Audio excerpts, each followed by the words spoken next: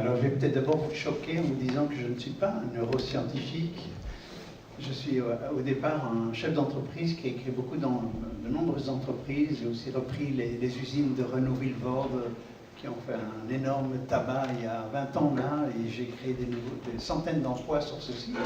Mais depuis l'âge de 27 ans, je me suis passionné pour mon développement personnel, et il y a 30 ans, j'ai rencontré, enfin 28 ans, j'ai rencontré Jacques Pradin qui venait de créer en fait un centre de recherche sur les comportements humains à travers la multidisciplinarité des neurosciences, la biologie, le comportementalisme, le cognitivisme, l'éthologie, et donc j'ai largement financé cette recherche qui représente à peu près 85 années en recherche. Et puisqu'on parle de la formation, naturellement, la formation se fait à tout âge, aussi bien à l'école qu'à l'université que dans l'entreprise. Et c'est cela dont il faut prendre conscience, et c'est pourquoi aussi le nouveau ministre de l'Éducation travaille essentiellement là-dessus. Alors, je voudrais parler de l'éducation et de la formation. Et les neurosciences, on peut les voir à deux niveaux. Le premier niveau, c'est celui dont s'est emparé, bien sûr, le ministre de l'Éducation avec son équipe, Dehaene, et l'équipe qu'il est en train de former pour apporter de la nouveauté, de la richesse dans la notion d'enseigner. On est encore toujours aujourd'hui dans l'enseignement du 19e siècle, avec des bancs qui sont l'un derrière l'autre. Il n'y a pas d'intelligence collective qui se crée, si ce n'est dans les nouvelles pédagogies. Donc, le ministre, et cette première façon d'aborder les neurosciences dans l'apprentissage, c'est forcément de comprendre comment est-ce qu'on apprend. Et moi, je vais surtout vous parler tout à l'heure de la deuxième phase. Cette première phase est en fait un socle. Alors, les mots se sont retrouvés sur les papiers là tout à l'heure. Il faut que ce soit ludique, il faut de la neuropédagogie, ce qu'on appelle la pédagogie inversée, et on parle de mémoire, de l'appropriation, comment tout ça fonctionne dans le cerveau, et c'est tout à fait passionnant. Moi, je voudrais surtout vous parler de ce qui est en amont de tout cela, parce que vous avez beau faire tous ces exercices, toutes ces connaissances, dans quel état d'esprit la personne va apprendre. Et ça, c'est un peu nos travaux, qui aussi sont basés forcément sur les neurosciences. Et si vous voulez, au départ de ce socle de l'apprentissage, il y a l'état d'esprit. Comment voulez-vous faire apprendre à quelqu'un qui n'a pas confiance en lui, qui n'est pas motivé, qui est psychorigide? Et il y a un travail en amont de l'apprentissage, et c'est ce qui nous passionne, nous, dans nos centres de recherche, dans nos formations, dans ce qu'on transmet. Alors, il faut savoir que j'ai créé, il y a 8 ans, en Belgique, une association qui s'appelle Learn to Be.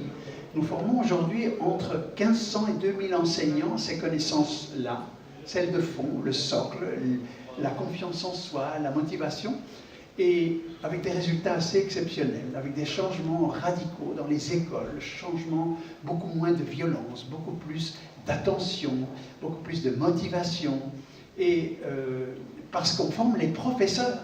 Nous, on sait que lorsqu'on forme un professeur, il a, pendant 10-15 ans, une influence sur des centaines d'élèves. Et donc, en faisant cela, on crée le levier.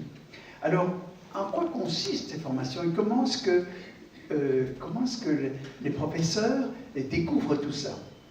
Alors, l'état d'esprit, c'est quoi l'état d'esprit? Alors, je voudrais d'abord faire un petit point sur l'état du monde. Aujourd'hui, le monde est confronté à 3 grands paradigmes qui évoluent à une vitesse folle et qui n'existaient pas il y a 100 ans ou 200 ans. Le premier paradigme, c'est la complexité. Le monde est de plus en plus complexe, ça va à une vitesse que vous n'imaginez pas. Les connaissances mondiales se multiplient par 2 tous les 7 ans. Donc imaginez la vie de vos petits-enfants et de vos arrière-petits-enfants. Donc imaginez dans quel monde vont-ils vivre.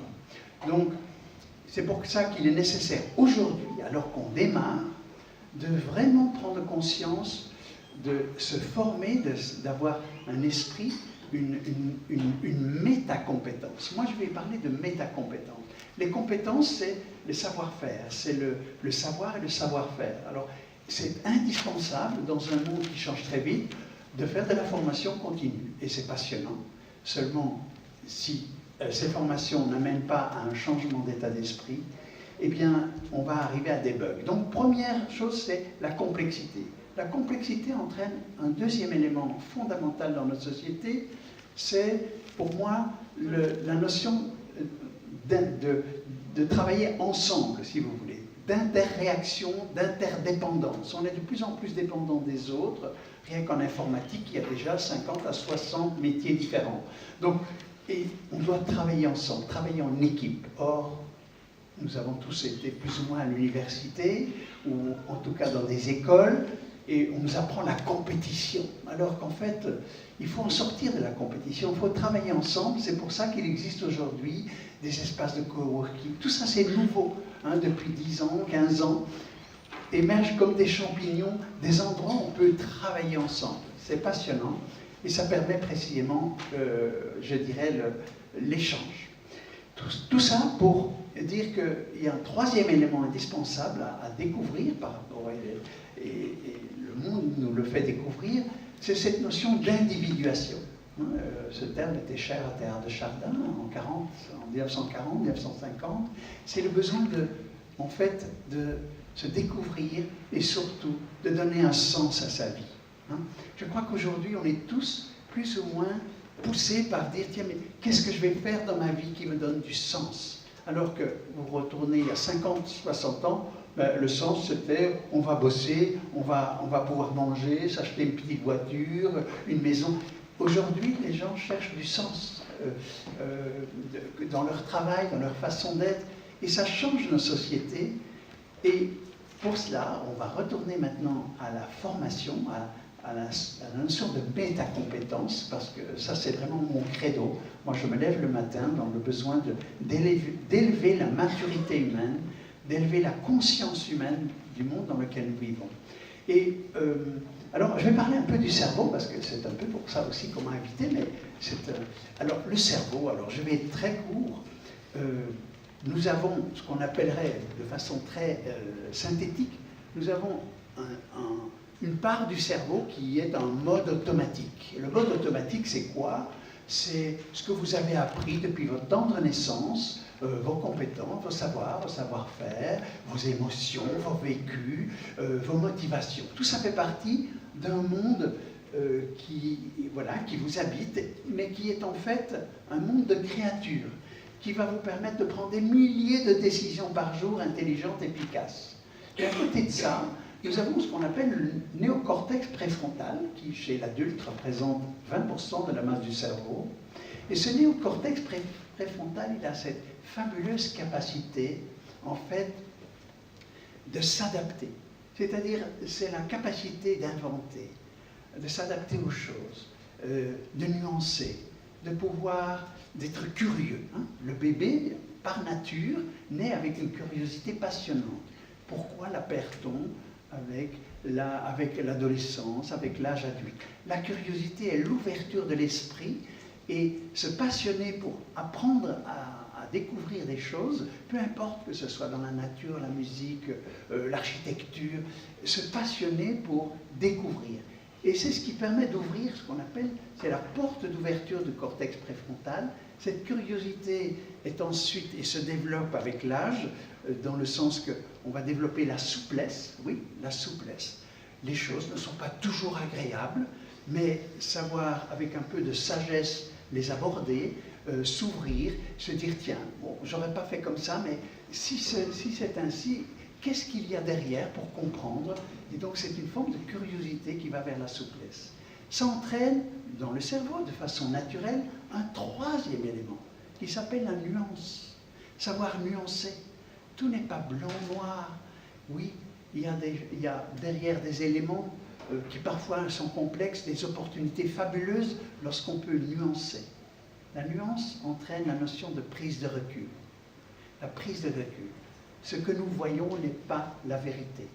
Non, c'est entouré d'un contexte de connaissances, d'autres faits, d'autres éléments qui influencent ce que nous voyons.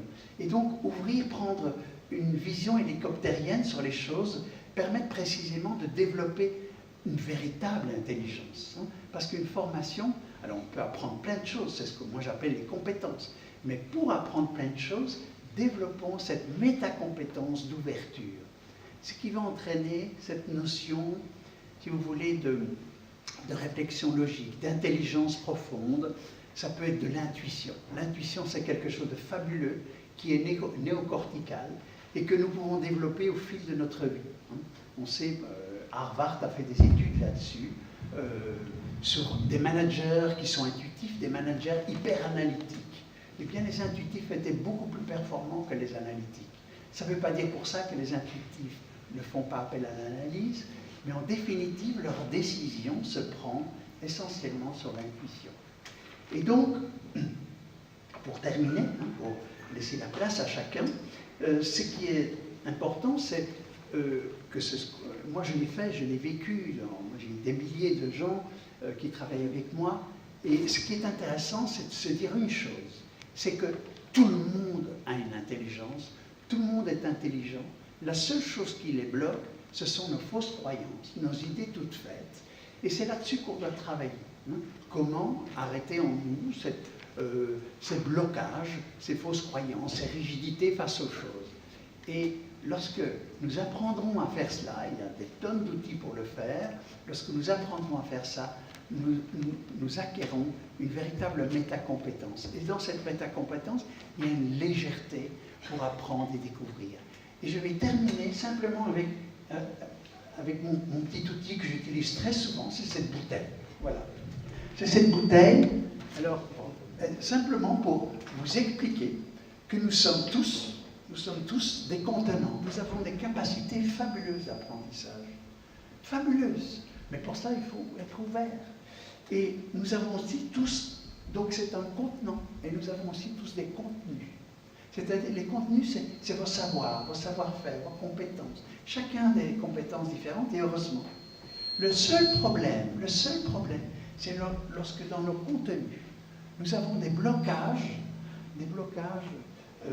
des croyances, des fausses idées sur les choses, des rigidités sur ce qui nous entoure. Il y a un problème. Parce que lorsque c'est touché, voilà ce qui se passe.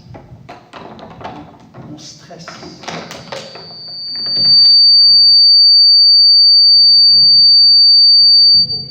C'est le micro. C'est votre micro. C'est notre interconnexion. Voilà. Et donc, voilà l'état du monde, c'est-à-dire que face aux difficultés, nous avons de moins en moins de capacités d'adaptation. Donc, il faut simplement redécouvrir nos capacités intérieures, et cela par une ouverture d'esprit. Et c'est, à mon avis, ce qu'il faut donner le plus dans l'éducation, parce que de toute façon, tout change très vite. L'important, c'est d'avoir des attitudes, des postures d'ouverture. Savoir-être. Voilà, le savoir-être.